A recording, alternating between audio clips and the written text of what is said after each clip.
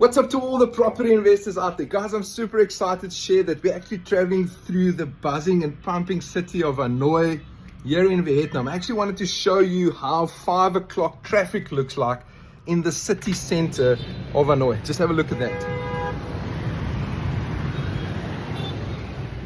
That's absolutely crazy, guys. And you might be asking, George, why on earth are you guys traveling through Vietnam? And the reason for that is, guys, we wanted to come and see. It's one of the fastest growing economies in the world at the moment.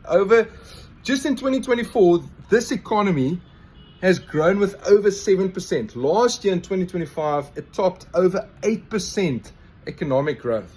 And it's having a huge effect. I mean, if we just look at the apartments and the condominiums here in Hanoi, it has grown over 20% year on year over the last 3 years.